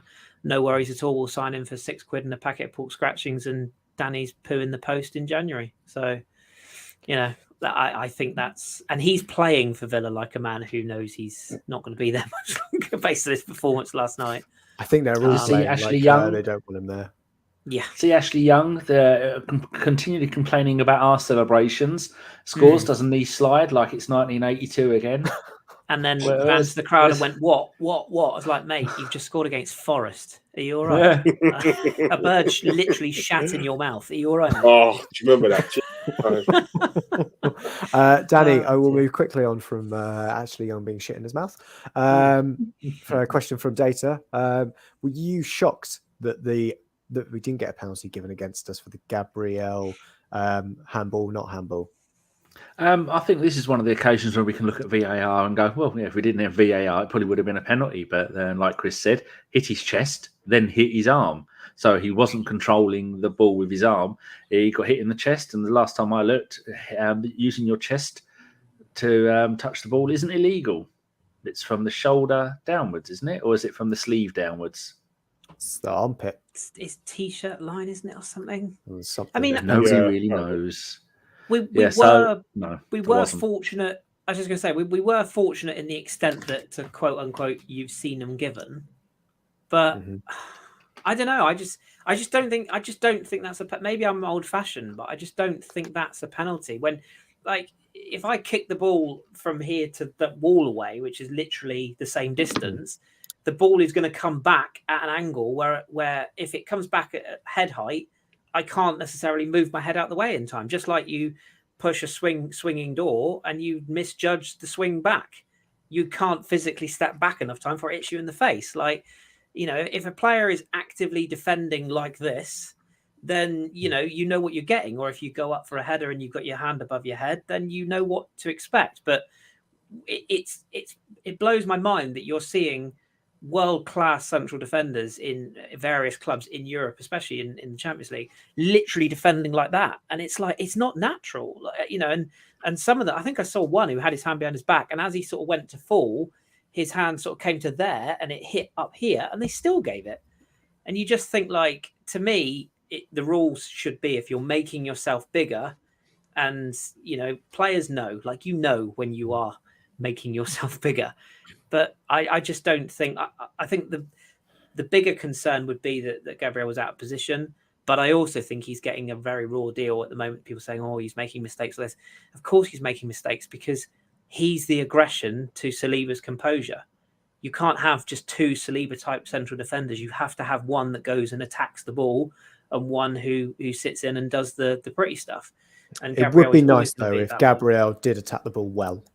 That's all I'll say. There's elements of his game that need improving, sure, but and again, he's a big old unit. He's not when the we most look agile, at when we look at our goal just before half time the other day, who was the player running up the field ahead of every other player? Gabriel was the one who did it furthest forward and got the assist for Saka. So and he's 50-50 at times. And he's very vocal, I think, as well. Like, based on the game I saw, like, he's a leading presence now. I think players are looking to him as a bit of a leader. And for a guy who barely spoke a word of English and had one good season at Lille, I actually think he's come on a long way. But yeah, I don't know. I just think that there is I think the rule is an arse. That's the problem, and we're always going to be biased for our players. Of course we are. But equally, I can be completely unbiased and say I would never have sent off Emerson Royale. For me, that isn't a red card. It's clumsy. It's stupid. He's an idiot. He's a dog shite footballer. And, I must admit, with Betis, I thought he was coming on quite well. Well, that all went to shit, which is what usually happens when you go to Spurs.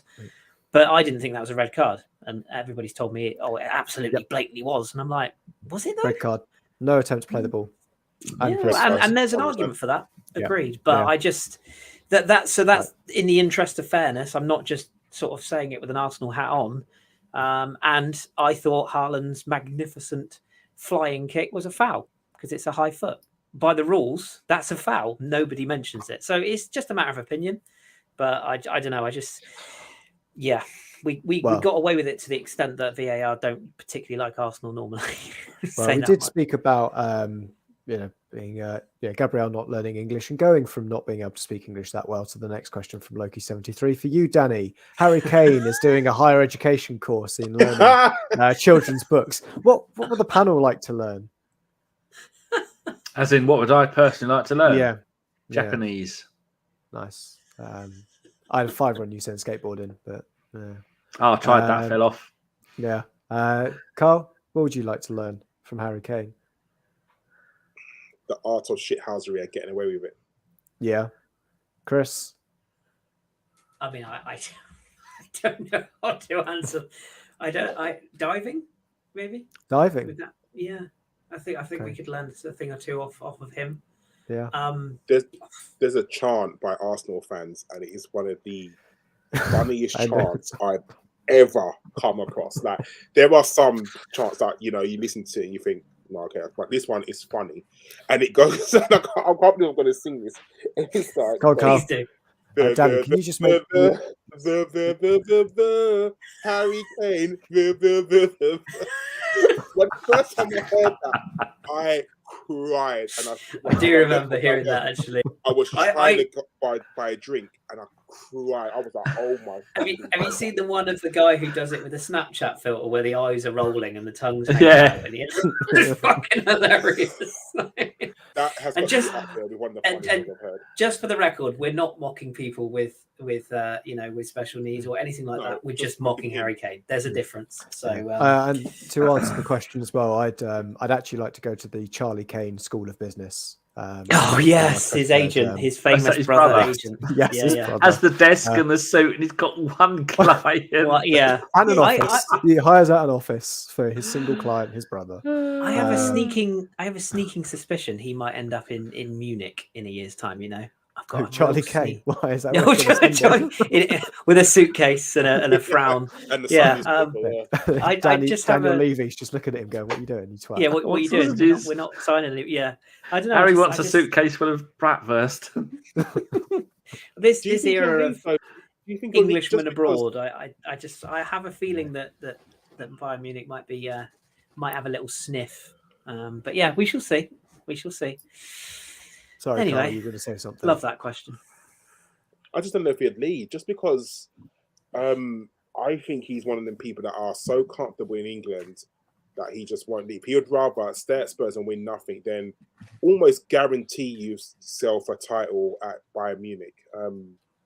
Because he would. If he goes over there, he will definitely win a trophy. 100% he'll win a title. And I don't know whether he's got it in him to go abroad. Especially at the age he is now. What's he, 29? Nearly 30? 28, 29. So whether he's got it in him, I think he's maybe even Man United might come back in for him, because I'm sure Ten Hag is probably getting pissed off with the amount of injuries that the striker's getting, because he plays one game, he's out, and he's out now, isn't he? So maybe the move to Man United is not completely dead in the water. We'll see. Yeah, I don't know. We will see. I don't think Kane leaves because he knows his way home now, and he can't cope with learning another address. It's enough for him. So, question from Phil Macker. We'll go to you, Kris, for this. When do we forget about Europa and concentrate on the league? Never. We win both. We got the Carling Rumbelows Milk Cup thing next week, haven't we? Is it Brighton next week? I think it is. Mm-hmm. So there's another trophy that's in the box. No, I think I like what we're doing. I agree with what Karl said pre-pod. Let's get this group one. I think we were talking before we went on air, and we were saying that PSV drew to Bodo Glimt. They actually drew at home, so that wasn't even the away leg. That gives us the advantage heading into those PSV games, which are probably on paper the toughest. I'd like to see us take a strong squad, maybe not the strongest, but a strong squad to. It is Norway, isn't it? It is Norway. They are Norwegian, aren't they? Yeah. Mm-hmm. Or is it Danish? I get confused. No, Norway. Norway, thank God for that. Sorry, Danish listeners. But yeah, I'd like to see us take a strong squad to that game on Thursday, which of course we will preview on this platform if Danny can organise something there. I'm sure he will. But yeah, I'd like to see us go there, come away with a 1 or 2-0 win. We weren't very convincing in that game at whoever the other farmers were. We beat in that game away from home. Zurich. That's the Badgers. But yeah, if we go Hello, there Switzerland, if you're watching. Hello, yes, indeed. Good evening, Switzerland. But yeah, I'd like to see us go to that away leg, get that game won, and then I think it's PSV at home after that. I think I'm right in saying in the rearranged game. If we beat them at home, and that is assuming PSV win in Zurich, of course, but we could conceivably be through with 2 games to spare. So let's get the job done. As for focusing on the league, I think we are very much focused on the league. If you ask Mikel, I don't think I think we're focused on training every day, let alone the actual games that matter in the league. So yeah, let's just keep riding this wave. And like we said earlier on, if we have a setback and we do end up drawing or losing a game, it's one game, we go again. Let's just keep this momentum going and get to the World Cup, which is 43 days away. I think I'm right in saying, which is we've got 10 games to play before they leave. That's light work. And if Mikel's, I'm sure he's saying this to the players, but all you got to do is just look them in the eye and go, guys, just give us all you've got until the World Cup. Give another silly draw whiteboard, he'll be fine. Yeah, but release some merch. Come on, Adidas, get some shirts out. There's not many of them going, so that well, that's also true. But yeah, and it's important. You might nick your tweets, Chris, and use them as inspiration for the team. Put them on the board. Chris it was Ivan Toney's last year. He's gone a little bit. Yeah. He can use my tweets. He can use your tweets. He can use any tweets he likes. Let's keep it positive. But yeah, I don't think we should be prioritizing either or. I think we should be top 4 is for me a minimum, and it was pre-season and it is still now, and a run into the Europa League. It's a cup competition. You can be. Look at us in the Champions League final. We were the best team in that Champions League all the way to the final. Lehmann gets sent off and it all goes to shit. But we all know we should have won that. We didn't. Anything can happen in the cup competition. And you can be absolutely brilliant and still not win it. In the league, over 38 games, you've got, that's your bread and butter. So let's just keep grinding. That's what I say. Yeah, well, you do know there is at least one thing for certain in any cup competition is a large number of teams go into it and Spurs don't win it. Exactly. Long may that continue. Yeah, I think a final question as well, because Chris has probably said we've gone on long enough. I think he said we'd wrap this up in what 60 minutes? Yeah, he said 45 minutes possibly. Yeah, 45 minutes, and then we'll go. Last answer took that long. Yeah. Right. Last one from Demsek as well, and to say, I think go for you, Karl, with this one. Would you have Tommy at left back with KT as cover, White and Cedric as the right back covers, and then move Zinchenko into our midfield? I think it's something that when Zinchenko is fit, it may be something that he does do, because like I alluded to, we cannot play Granit Xhaka every game of the season. We just can't. Thomas Partey is one tackle away from doing his hamstring or his ankle or his thigh, whatever the injury he has. And I think he's being managed well. I think, the one game a week for him is just brilliant. But we are one injury away from having a shithousery of a midfield, unfortunately. And I think we need to change that, especially with Emile Smith-Rowe out as well, and Mohamed El-Neni out as well, which is something I don't think Mikel Arteta ever thought that would ever happen, especially those two out. So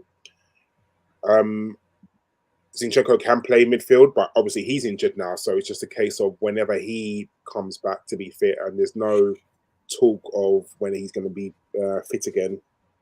Hopefully it's not too long. I think that's something that we can definitely accommodate in pushing him into midfield.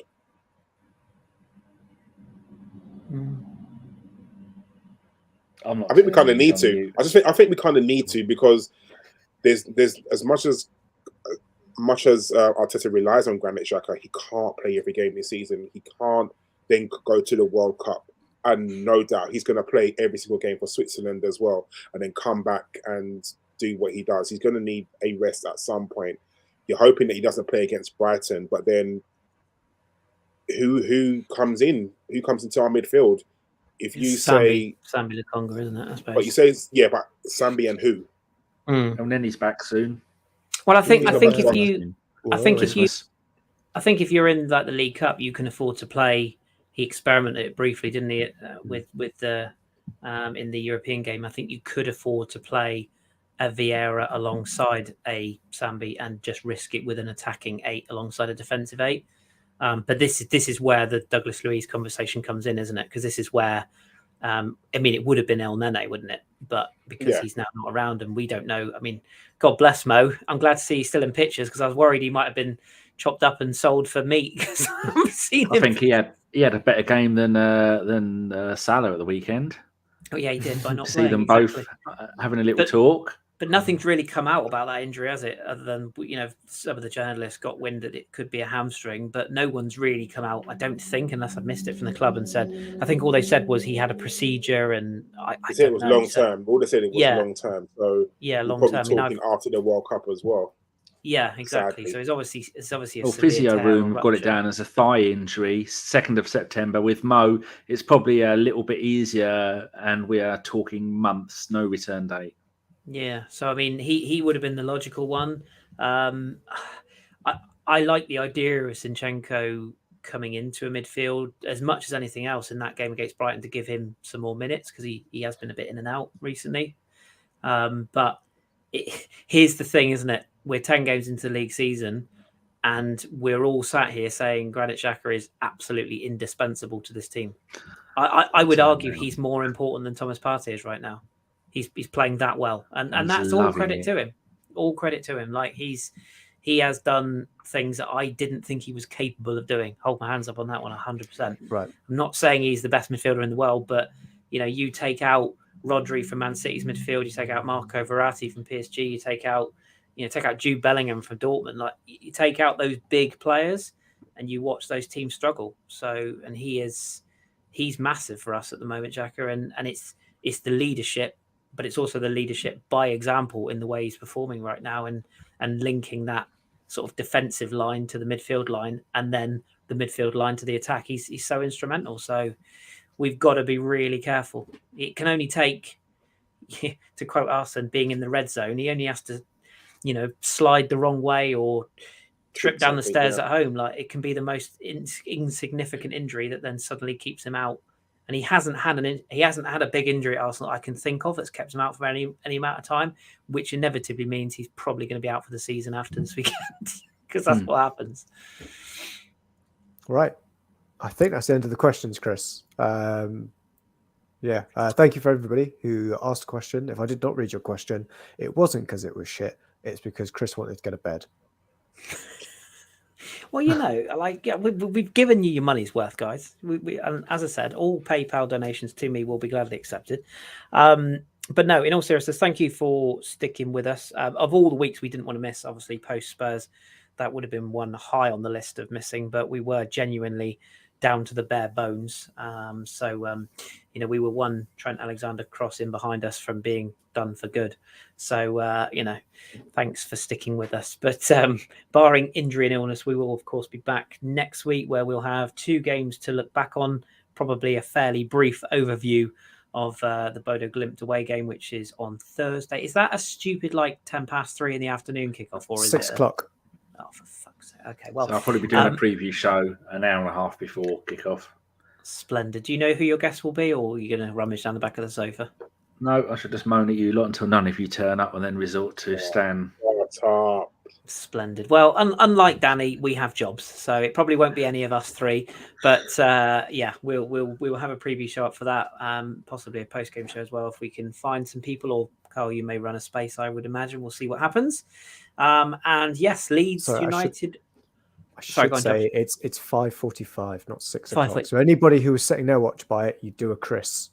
You'd be watching other games rather than actually watching our one. Exactly. Yeah. Watch anything but us or the build-up. But it's 6 degrees up there at the moment. Well, 9 degrees now. 6 degrees. Wow. It's low, so that's fine. That's what it's like in the morning. Just get the boys in at 7 a.m. You'll be fine.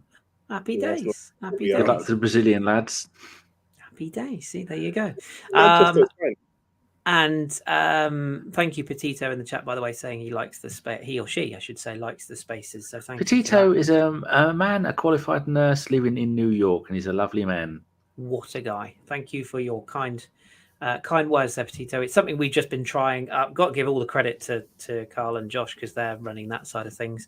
I've done fuck all. I need to jump in very quickly and not take any of the credit for what Okay, Karl, all the credit goes to Karl for that. He is the Twitter guru.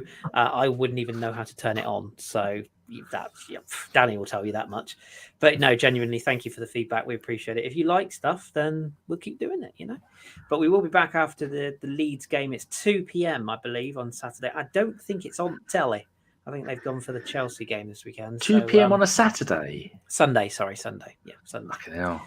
There's 3 games on Sunday at 2 p.m, and I think we're one of the ones that's not on telly. So sad times, but I'm sure you could potentially, allegedly, maybe find it by some nefarious means through some portal of online space that we don't talk about. So, Karl has a side hustle with Femi, didn't he? Spaces, and Petito says, I like the spaces. Karl and Femi invented that for us, didn't you?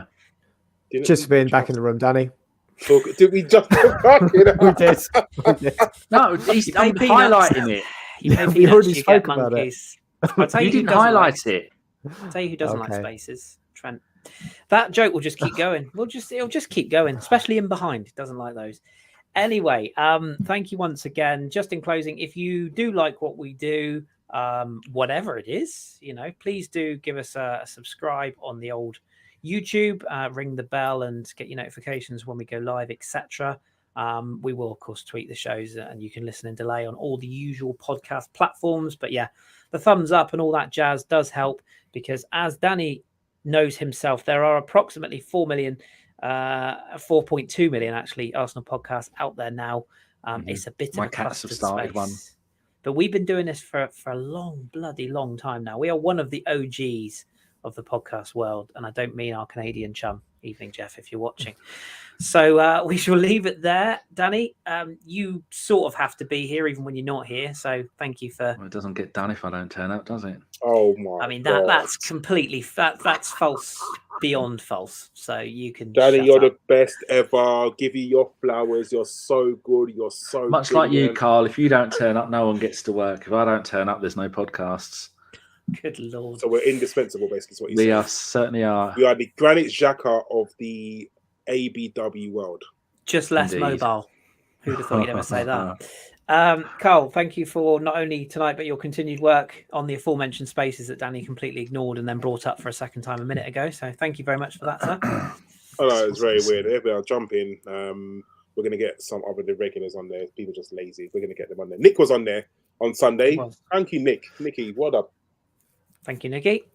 And Josh, have you got some, I don't know, Arctic sand-based produce drink truffle to go and eat or something? Just share with the listeners what you ate before this podcast. Okay. I mean, cress on toast. Had Monty Bojangles, and it was a cacao nib nights is what it says, but it's just basically, oh, there we go, really big. And if they do want to sponsor us, Monty Bojangles, these are vegan as well. So it's very tasty. Of course, yeah. And it was dark chocolate. So the game's gone, ladies and gentlemen. The game's gone. I had a vegan curry as well. Danny, I think that's as good a place as any to end this particular podcast because Josh makes my head hurt. I love him. Should we have? My head hurt. I had a Greg sausage roll for breakfast. If that makes it better, it wasn't a vegan one. But did you? In the words of Monty Python, you're only making it worse for yourself. Yes.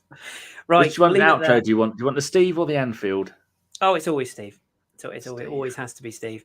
But yeah, thank you very much for joining us. We really appreciate you. As always, stay safe and whatever you're doing. Wrap up warm because it's getting cold out there, boys and girls, especially if you're in the UK. Well, I'm sure it could be cold wherever you are, but wrap up warm, stay safe, and look after yourselves.